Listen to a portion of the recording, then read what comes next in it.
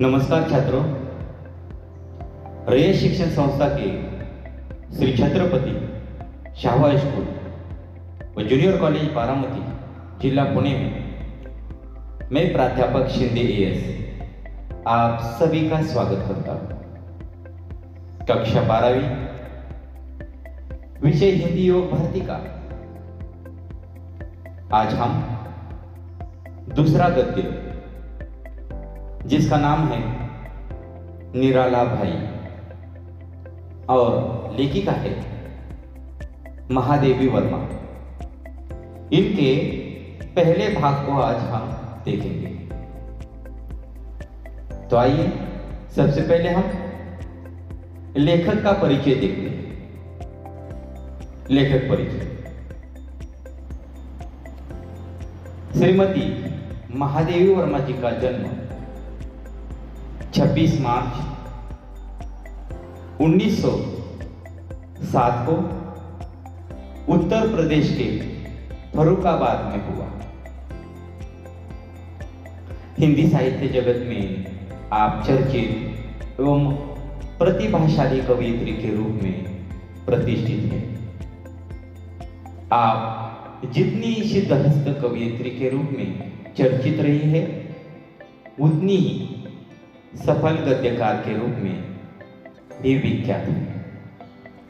आप छायावादी युग की प्रमुख स्तंभ रही है। आपके लिखे रेखाचित्र काव्य सौंदर्य की अनुभूति तो कराते ही हैं, साथ साथ सामाजिक स्थितियों पर चोट भी करते हैं।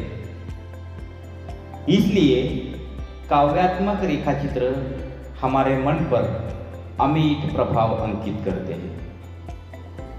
कवि निराला ने आपको हिंदी के विशाल मंदिर की सरस्वती कहा है, तो हिंदी के कुछ आलोचकों ने आधुनिक मीरा उपाधि से संबोधित किया है। इनका निधन 1987 को हुआ। ये जो चित्र आपके सामने दिखाई दे रहा है, यह सुप्रसिद्ध हिंदी साहित्यकार महादेवी वर्मा जी का है। प्रमुख कृतियां देखिए।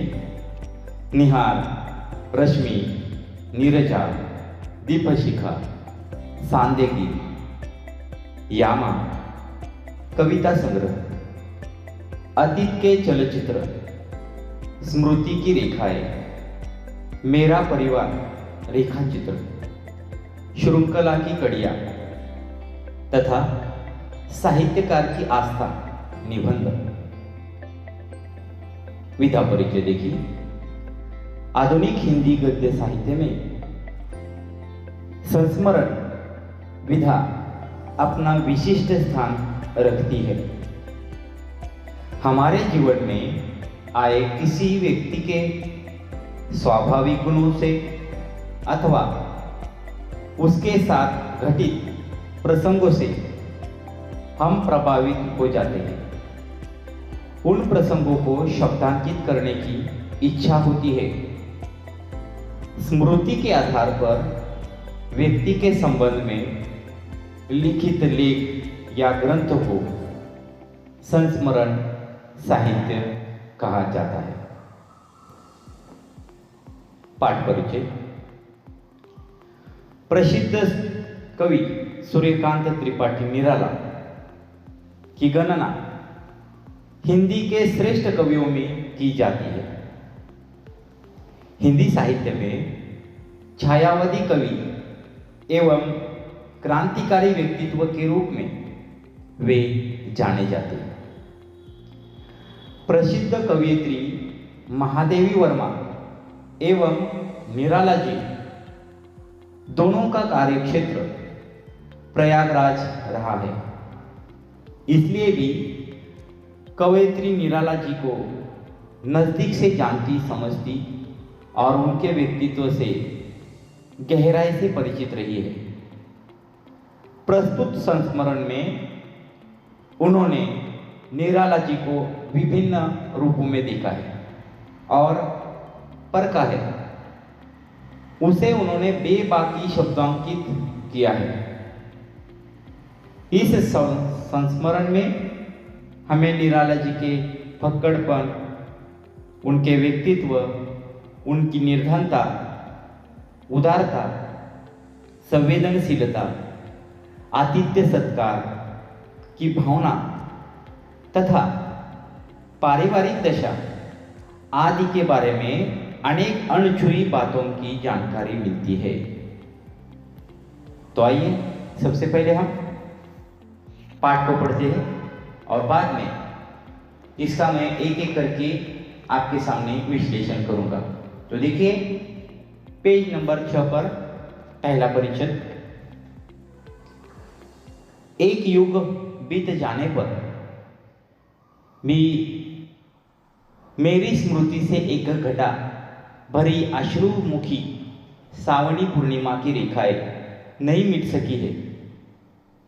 उन रेखाओं के उजले रंग न जाने किस व्यथा से गिले हैं कि अब तक सुख भी नहीं पाए।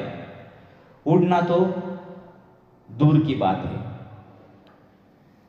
पहले ही परिचित में कवि कवयित्री महादेवी वर्मा जी प्रसिद्ध कवि निराला जी के साथ घटित कई घटनाओं की साक्षी रही है। उन्होंने उन्हें नजदीक से देखा है, समझा है, परखा है। उन्होंने इन संस्मरण में उनके साथ घटी हुई अनेक घटनाओं और उनके स्वभाव एवं व्यवहार का चित्रण किया है। उस दिन में बिना कुछ सोचे हुए कि भाई निराला जी से पूछ बैठी, आपके किसी ने राखी नहीं बांधी?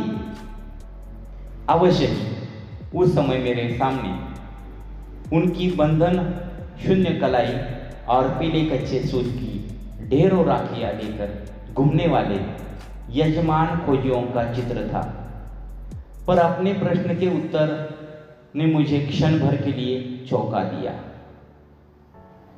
निराला जी संवेदनशील, उदार, आतिथ्य प्रेमी, सहृदयी, फक्कड़ किस्मकित और सदा निर्धनता के जीवन बिताने वाले कवि रहे हैं। अब ये स्पष्टवादी व्यक्ति होने के साथ साथ वे अपने बारे में सही बात कहने से नहीं चूकते थे। अब कवयित्री महादेवी वर्मा ने निराला जी के संदर्भ में एक उन्हें प्रश्न पूछा है कि आपने किसी से राखी नहीं बांधी या आपको किसी ने राखी नहीं बांधी? तो इस पर लेखिका ने बंधन शून्य कलाई और पीले कच्चे सूत की ढेरों की राखियां लेकर घूमने वाले यजमान खोजियों का चित्र उनके सामने यहाँ पर प्रकट हुआ। पर अपने प्रश्न के उत्तर ने मुझे एक क्षण भर के लिए चौंका दिया। कौन भाई हम जैसे भुक्कड़ को भाई बनवाएगी? मैं उत्तर देने वाले के एकाकी जीवन की व्यथा थी या चुनौती, यह कहना कठिन है, पर जान पड़ता है कि किसी अव्यक्त चुनौती के आभास से मुझे उस हाथ के अभिषेक की प्रेरणा दी जिसने दिव्य वर्ण गंध मधु वाले गीत सुमनों से भारती की अर्चना भी की है और बर्तन मांजने, पानी भरने जैसी कठिन श्रम साधना से उत्पन्न श्वेत बिंदुओं से मिट्टी का श्रृंगार भी किया है।